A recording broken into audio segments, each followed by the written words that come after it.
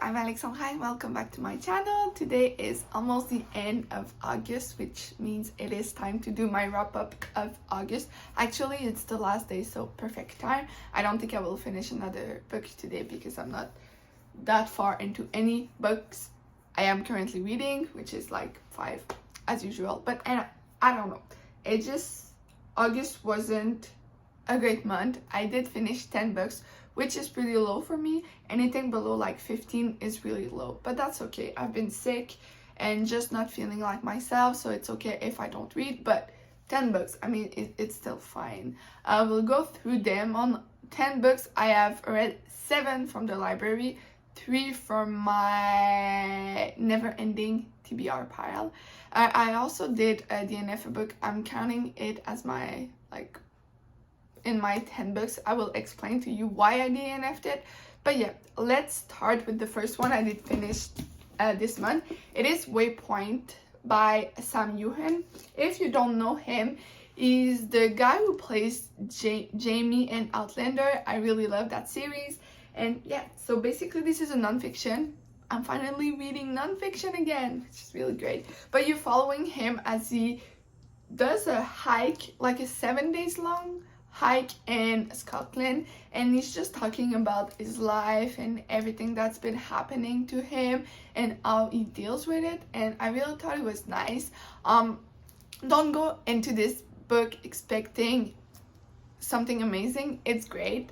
Obviously it wasn't written by him, or it was, but like you can see that he's not a writer, so sometimes it feels a little bit weird, but it's still good overall. I think I give it a 4 stars. So basically it's not like this amazing book that I will reread, but I think it was really great. And also this is the first book I've taken, like the first physical books I've taken out of the library in forever, so that was a great start to the month. Then I finished an audiobook called Electra. It is by Jennifer Sant, and I think it's a retelling of some Greek mythology, like Greek gods and everything. And honestly, it was boring. It was just boring. Like, you're following obviously Electra, but all of her family and everything, and just, I don't know. It wasn't that great, but I feel like I've been rereading some like retelling of Greek mythology, and I'm not having that great of the time, honestly.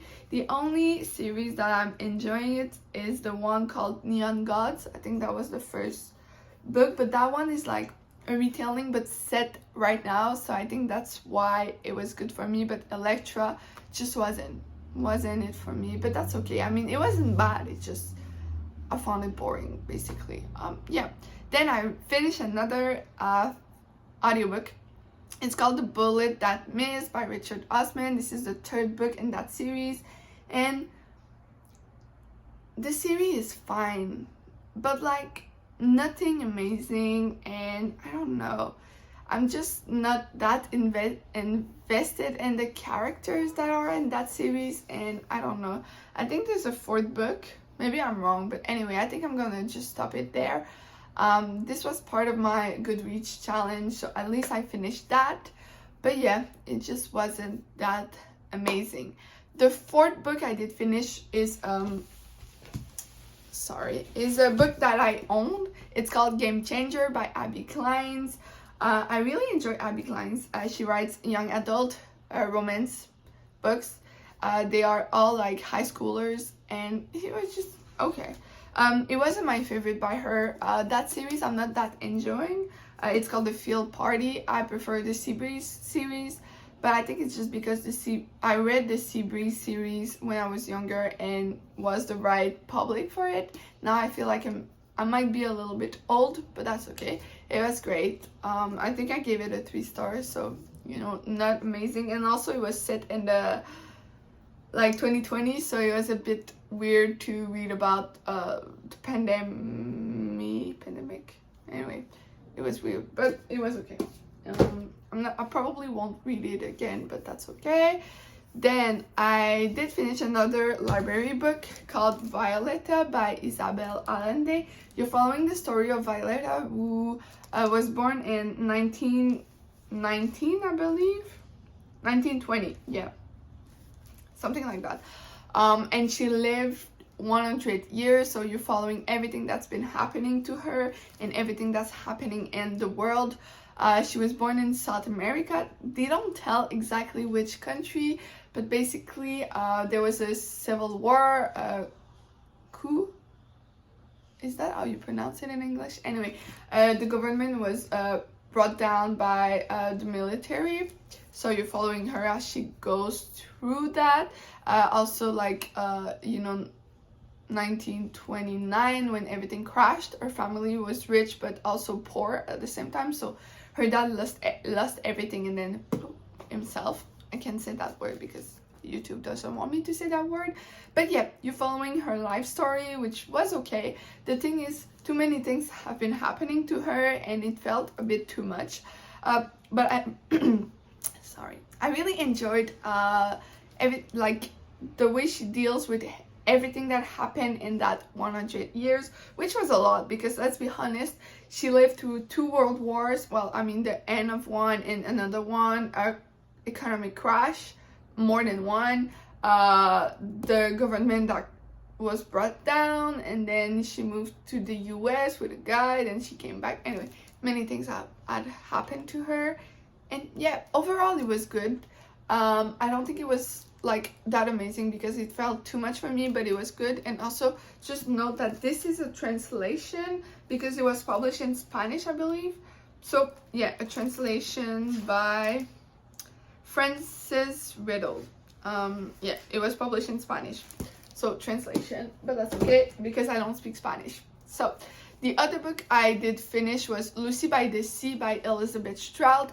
I didn't know that, okay. This was the 4th book in the series, and I did not read any of the 3 first book, and I understood everything, which makes me wonder what happened in the first 3 books.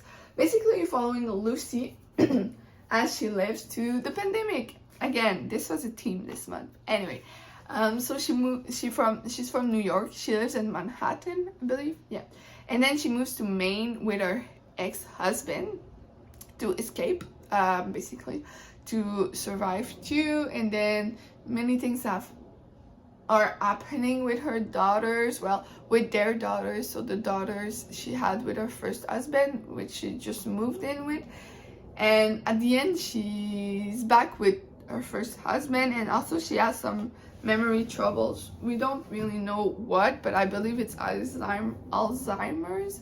But yeah, it was okay, just boring. I think not many things are happening, and my cat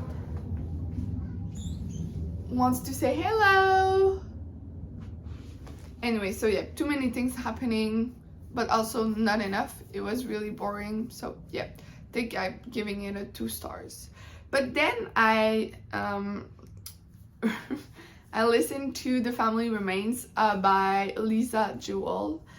No, is it The Family Remains? Yeah, it's the 2nd book in the series. I read The Family Upstairs earlier in the year, and I really prefer the 2nd book, which is pretty rare because usually I like a first book in the series girl.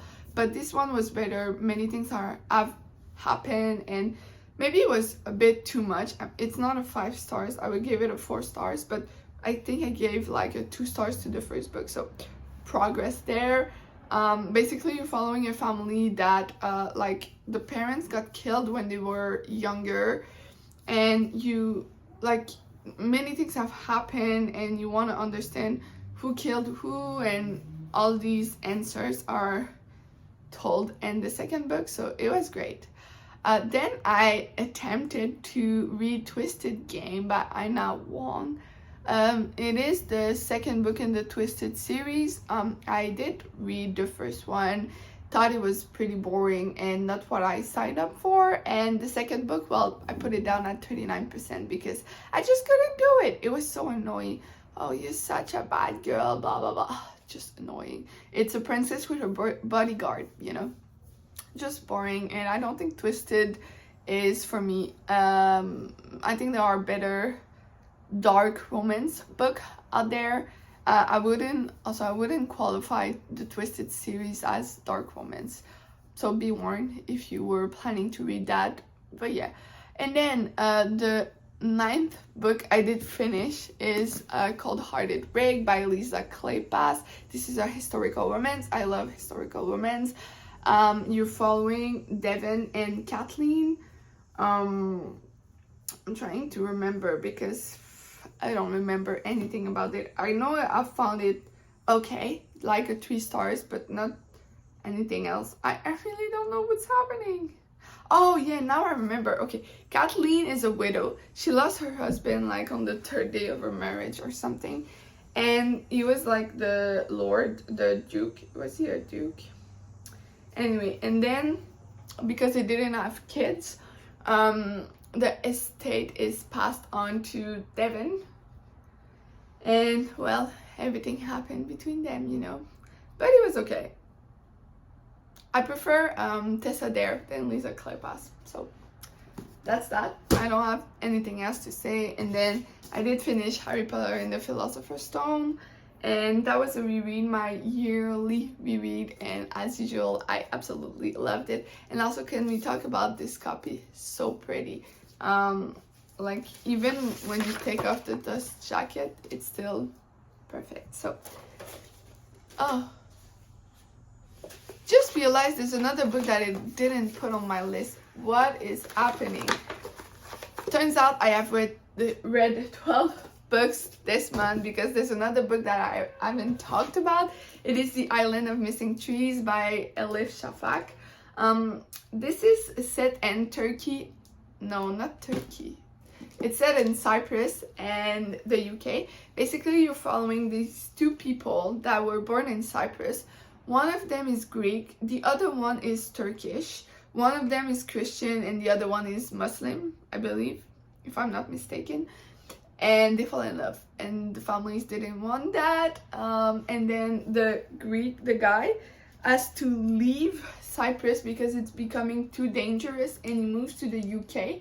And then after years, he comes back to the island and falls in love again with the woman, and they have a child.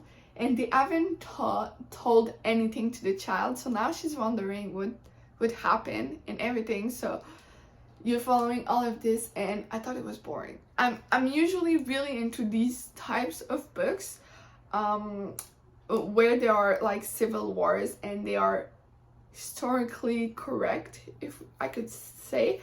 But this one just felt too boring and too long, and nothing's happening, and just not for me. Which is really sad because I had so much, like I could see so much potential in that book, and it fell flat, and just so sad. But anyway, 12 books in a month. Not 12, 11. I'm just tired, okay?